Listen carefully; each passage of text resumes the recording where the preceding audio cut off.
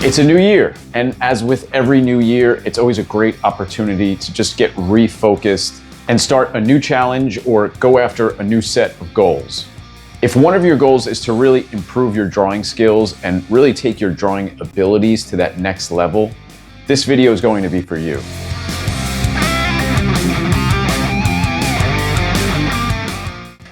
Hey, what's up? Welcome back to my channel. My name is Thomas Patilli. I'm a comic book artist and an illustrator. In this video, I want to give you some tips and advice to help you start your journey to becoming a stronger artist this year. If you're familiar with my channel, you'll already know that I come from the perspective of comics, illustration, and commercial art in general. But I think a lot of what I'm going to talk about in this video will apply more broadly to other disciplines as well.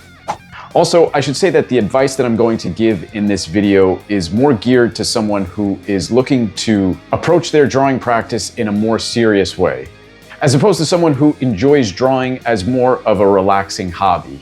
I make that distinction because I feel that hobbies should be kept as purely fun and enjoyable endeavors. And applying some of these tips to that kind of an activity can kind of just like suck all the fun out of it. If you're not looking to make specific, measurable improvements to your drawing abilities and just want to keep it an enjoyable, relaxing thing you do to enhance your life and scratch an artistic itch, please disregard this video and continue to have fun. With all that said, here are some tips and suggestions for getting better at drawing this year.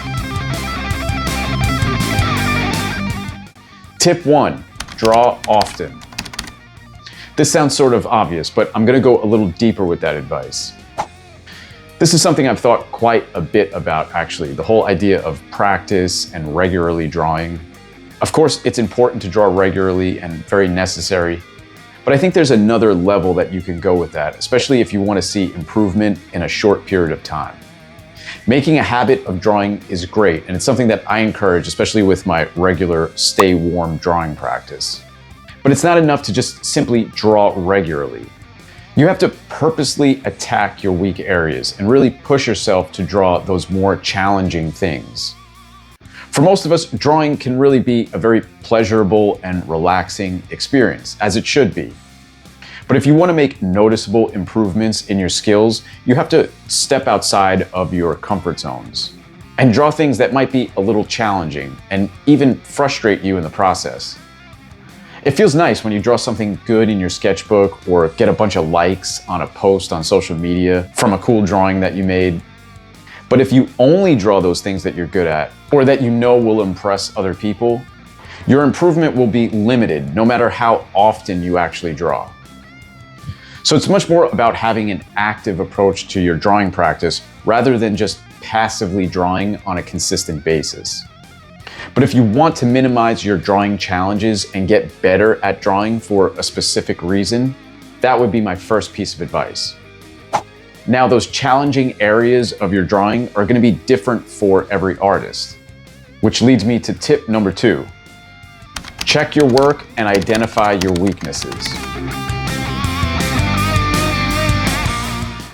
Objectivity is something that's really hard to have when you're the one making the drawing.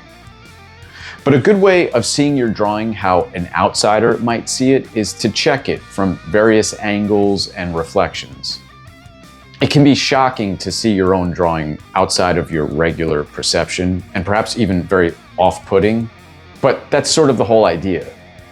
When you check your drawing in the mirror or look at it upside down, you're getting as close as you can to seeing your own work with as little bias as possible.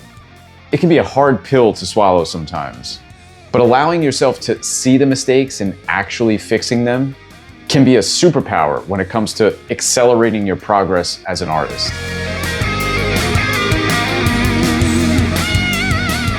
The next tip goes hand in hand with the last one, and that's don't be afraid to erase. I made a whole video about this, but I consider erasing to be a really important part of my process. And the better I get, the more I actually erase. It might seem counterintuitive. I think the general perception might be that the better you get as an artist, the less mistakes you actually make, which will lead to less erasing and more confident drawing.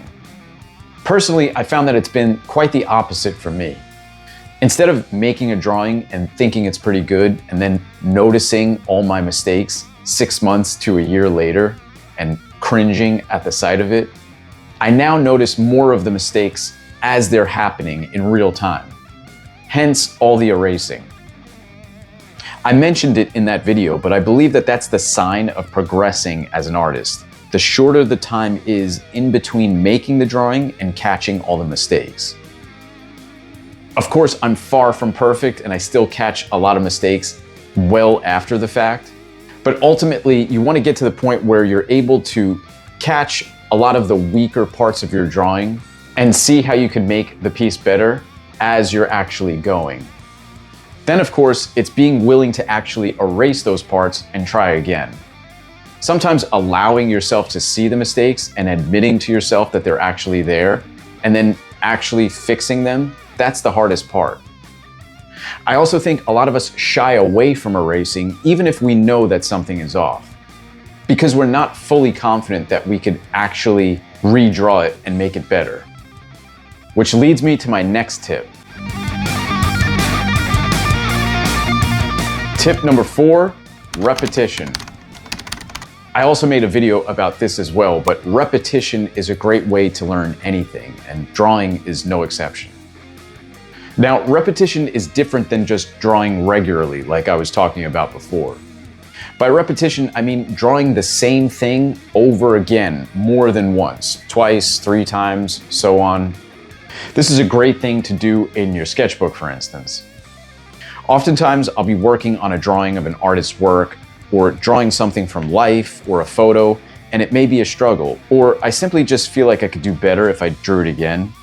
So that's when I'll just draw it again, usually right next to the original.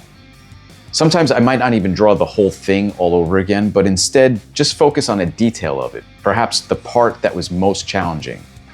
For one, drawing the same thing over and over again really strengthens your observational skills, allowing you to notice more about your drawing and the thing that you're drawing with every iteration.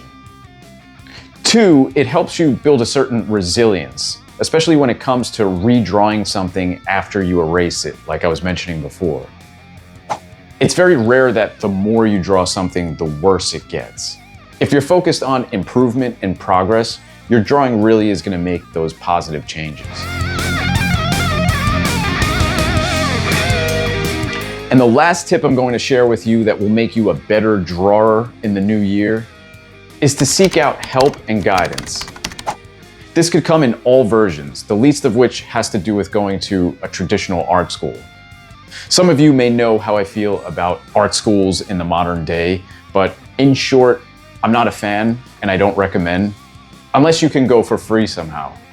But there are many alternative ways of getting good art instruction. Many of the great artists throughout history were self-taught, with additional instructions via apprenticeships, workshops, or even mail-in correspondence courses. A tried and true way of educating yourself is through books. And although art instruction books can't just be read to get the full benefits, they have to be used more like workbooks. But if used the correct way, the right book can really have an impact. Here's a few that I solidly recommend. How to Draw Comics the Marvel Way. If you know, you know. It seems like this is really a timeless classic. I've had this particular copy since I was a kid. I've talked about it a lot on this channel. It may be dated in a lot of ways, but it has some really timeless and invaluable instruction on just the basics of drawing dynamic figures, composition, and all the fundamentals that you need to not only draw comics, but just draw in an exciting way. Framed Ink is a really great book and will really help you approach composition and balancing black and white from a really fresh perspective. It's written really well, very clear, and there's some really great examples in there that are just fun to look at and gonna make you wanna draw. The Art of Comic Book Inking by Gary Martin with examples by Steve Rude. For anyone who's interested in comic book inking, this is essential, really, really great. And though it's not specific to just drawing, it can act as a really great refresher when it comes to just spotting blacks, contour lines, and learning how to make a drawing really just look finished. Creative Illustration by Andrew Loomis. I'm actually currently making my way through this book right now. This was a new pickup for me and I'm really excited about it. There's a lot in this book, still a bunch that I haven't gotten to yet, but it's really been eye-opening and I'm really excited to go through this and get as much out of it as possible. I've heard about this particular Andrew Loomis book for a while and I never actually picked it up myself, so I'm glad to finally have it in my possession. Stay tuned for videos about this book coming shortly. I'm already very inspired by a lot of the chapters in this book and I'd love to share it and talk about it with you here on this channel. How to draw the animated Nexus. I've made a couple of videos about this book. And again, although it's very specific to comics and animation and storyboarding, if you're looking to get better at figure drawing, dynamic drawing, character design, I would say that by way of animation and comic art, Steve Rude in this book is really showing you the fundamentals of just drawing in general. It's one of the things that I love so much about comic art and illustration is that although you might not want to specifically draw comics or storyboards for an animation, for instance, but the practice of these particular disciplines really encompasses so many of just the fundamentals of art making. From perspective to composition to figure drawing, it's really all there in commercial art like comics and illustration. Similarly, if you're not a comic artist or an illustrator and don't want to be, but just want to get better at drawing, I still recommend artists' editions like this. I've made plenty of videos on this channel going through a lot of my artist editions. The beauty of artist editions for me is that they're more than just a book. I really think these are an education and they're not cheap, so I look at them as an investment in my education. But if you're willing to just look and observe what the artist is doing in these books and kind of just reverse engineer it, it can be incredibly valuable and useful. And if artist editions are too much of a financial investment, there are these things called artisan editions, however you say it. They're just smaller paperback versions, but the same exact content inside. I'll leave direct links in the description below of all the books that I mentioned in this video. If you can, get yourself to a figure drawing class as regularly as possible. This will really improve your gesture drawings and just overall understanding of how to draw the figure. There's really nothing like drawing a live model. If you can't make it to one of these though, or you're too intimidated at the moment, there are some really great YouTube channels with timed poses that work just as well. I'll throw some of those channels in the description as well. And of course, there's online classes and in-person workshops for just about every art discipline nowadays. So take advantage of those if you're able to. Watching someone who knows what they're doing do an actual demonstration in front of you can be incredibly helpful for us visual learners. And being able to get feedback and critique from actual professionals is incredibly useful. Ultimately though, you have to figure out what version of education is within your budget. But whatever you pick, from books to workshops, none of them are going to show you any drawing progress unless you put in the work on your end and squeeze as much out of them as you can.